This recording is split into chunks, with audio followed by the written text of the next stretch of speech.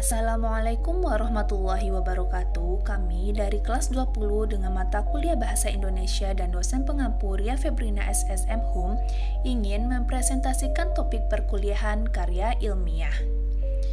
Anggota kelompok 5 yaitu sebagai berikut. Materi yang akan kami bahas yaitu definisi, jenis karya ilmiah, contoh karya ilmiah, dan perbedaan dan persamaan karya ilmiah.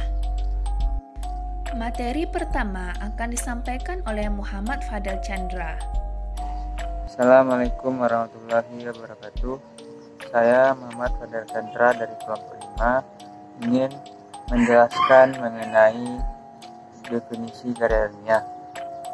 Yang pertama itu menurut Kamus Besar Bahasa Indonesia atau KBBI, karya ilmiah adalah karya tulis yang dibuat dengan prinsip-prinsip ilmiah berdasarkan fakta dan data berupa data observasi, eksperimen, dan kajian pustaka.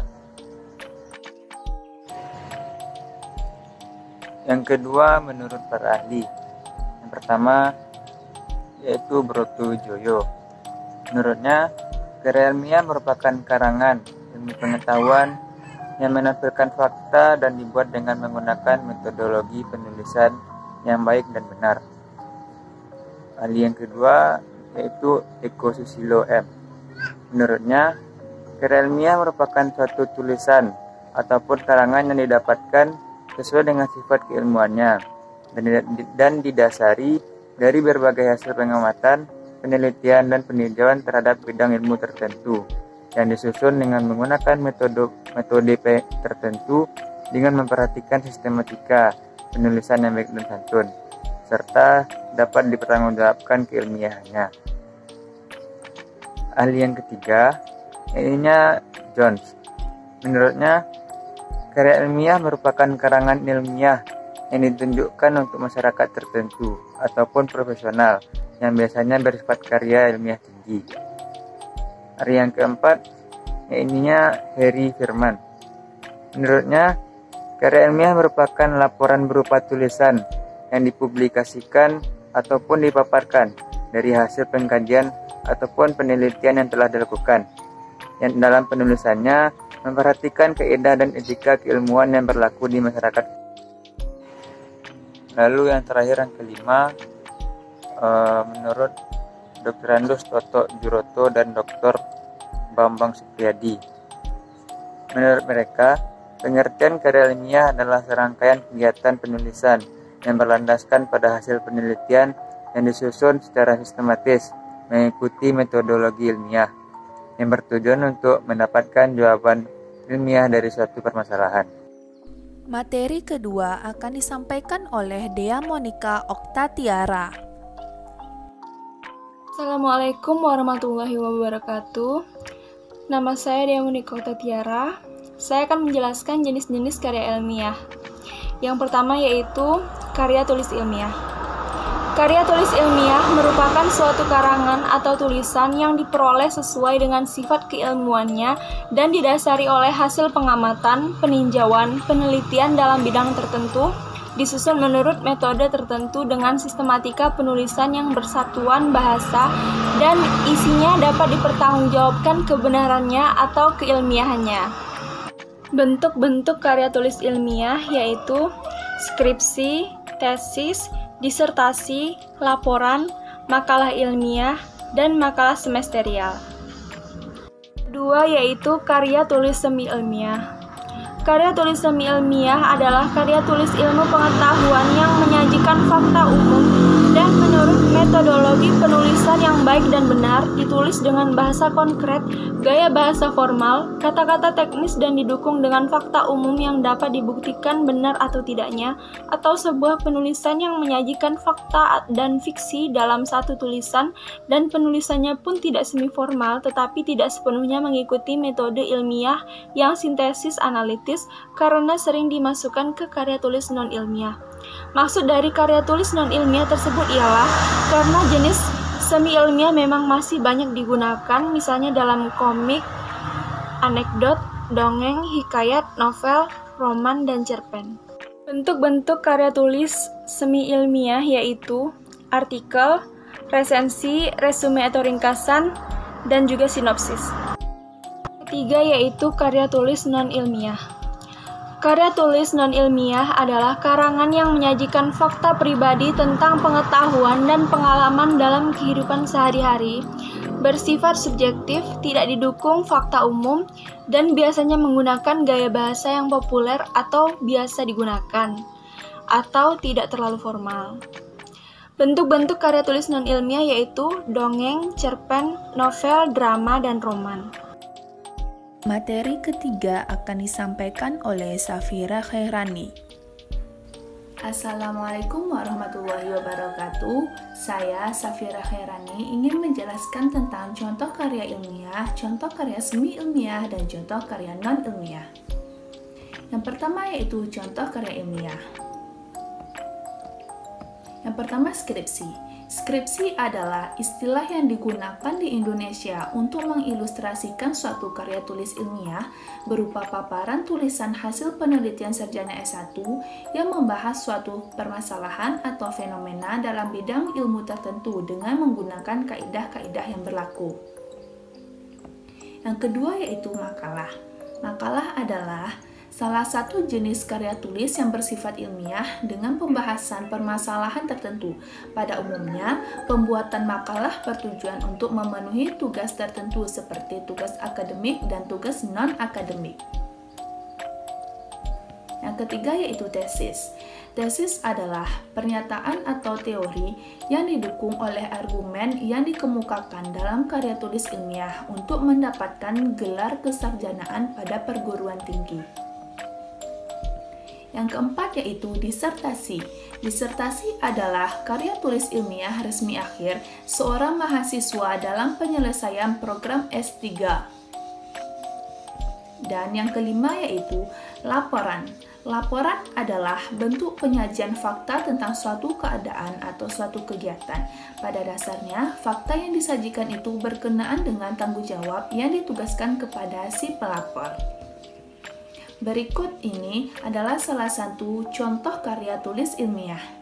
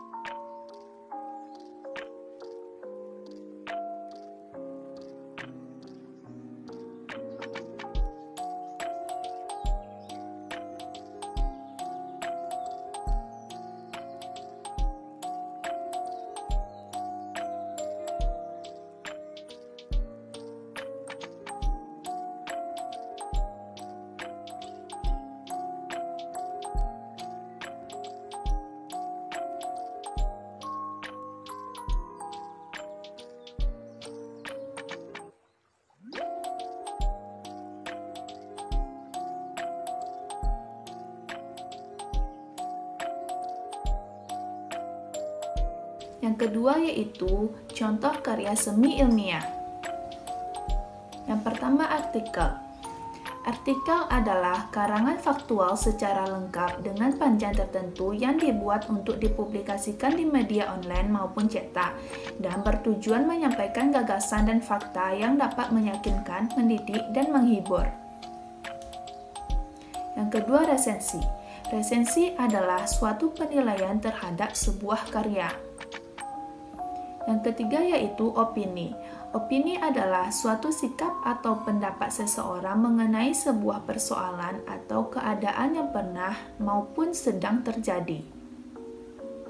Dan yang keempat yaitu editorial. Editorial adalah tulisan yang ditulis oleh redaktur utama media yang berisikan pendapat, pandangan umum, atau reaksi mengenai suatu peristiwa atau kejadian yang tengah menjadi sorotan masyarakat.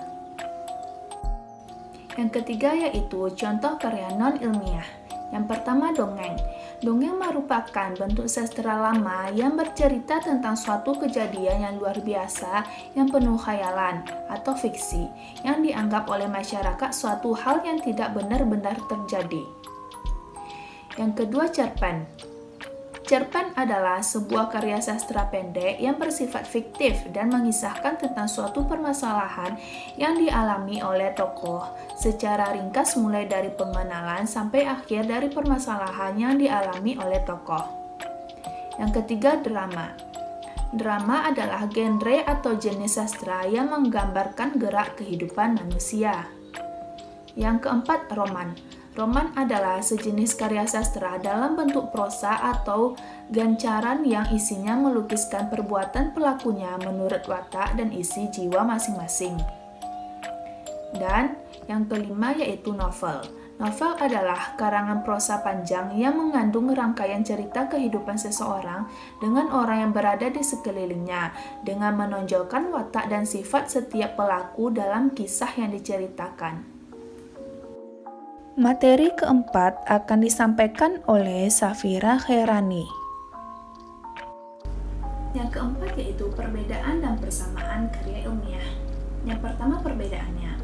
Kita lihat sistematika. Dalam penulisan karya ilmiah menggunakan sistematis yang artinya segala yang dikemukakan disusun dalam urutan yang memperlihatkan adanya kesinambungan dan memenuhi kaidah-kaidah penulisan karya ilmiah. Secara umum, ada 6 struktur dalam penulisan karya ilmiah. Yang pertama yaitu pendahuluan, yang kedua landasan teori, yang ketiga metode penelitian, yang keempat pembahasan, yang kelima penutup, dan yang keenam daftar pustaka. Selanjutnya karya semi ilmiah. Dalam penulisan karya semi ilmiah juga sistematis, namun tidak ketat, dengan kata lain lebih longgar daripada penulisan karya ilmiah. Selanjutnya karya non ilmiah. Tidak sistematis yang artinya tidak ada aturan khusus atau langkah-langkah khusus dalam penulisan karya non-ilmiah. Perbedaan selanjutnya terletak pada diksi atau pilihan kata. Karya ilmiah menggunakan diksi atau pilihan kata yang baku dan bahasa Indonesia yang resmi, sedangkan karya semi ilmiah menggunakan diksi atau pilihan kata yang formal, sederhana, dan populer. Kemudian karya non-ilmiah menggunakan diksi atau pilihan kata yang konotatif dan populer. Selanjutnya yaitu sifat. Karya ilmiah memiliki sifat yang objektif yang artinya tidak ada data yang dimanipulasi atau diubah. Segala keterangan yang dikemukakan merupakan apa adanya dan juga memiliki sifat yang faktual. Kemudian, karya semi ilmiah memiliki sifat yang argumentatif dan persuasif. Sedangkan karya non ilmiah memiliki sifat imajinatif dan persuasif. Perbedaan selanjutnya yaitu ejaan. Karya ilmiah memiliki ejaan yang baku. Begitu juga karya semi ilmiah memiliki ejaan yang baku, sedangkan karya non-ilmiah memiliki ejaan yang tidak baku. Selanjutnya yaitu dasar penulisan. Karya ilmiah ditulis berdasarkan fakta dan data yang sebenarnya. Sedangkan karya semi ilmiah ditulis berdasarkan fakta pribadi. Begitu juga karya non-ilmiah ditulis berdasarkan fakta pribadi. Perbedaan selanjutnya yaitu hipotesis. Karya ilmiah memuat hipotesis, sedangkan karya semi ilmiah tidak memuat hipotesis. Begitu juga karya non-ilmiah tidak memuat hipotesis. Contoh dari karya ilmiah berupa skripsi, makalah, tesis, dan disertasi. Kemudian contoh dari karya semi ilmiah berupa artikel, editorial, resensi, dan opini. Kemudian contoh dari karya non-ilmiah berupa dongeng, cerpen, drama, dan novel. Yang kedua yaitu persamaan antara karya ilmiah, karya semi ilmiah, dan karya non-ilmiah. Yang pertama, persamaan antara karya ilmiah dan karya semi ilmiah yaitu sama-sama menggunakan metode ilmiah yang sistematis, menyajikan data, objektif, dan netral. Yang kedua, karya ilmiah, karya semi ilmiah, dan karya non-ilmiah sama-sama berupa kerangka karangan yang mengandung rencana kerja, membuat ketentuan-ketentuan pokok bagaimana suatu topik harus diperinci dan dikembangkan. Kerangka karangan menjamin suatu penyusunan yang logis dan teratur, serta memungkinkan seorang penulis membedakan gagasan-gagasan utama dari gagasan-gagasan tambahan. Yang ketiga, dikerjakan oleh seseorang atau sekelompok orang. Yang keempat yaitu hasil karya berupa tulisan. Sekian dari kelompok 5. Assalamualaikum warahmatullahi wabarakatuh.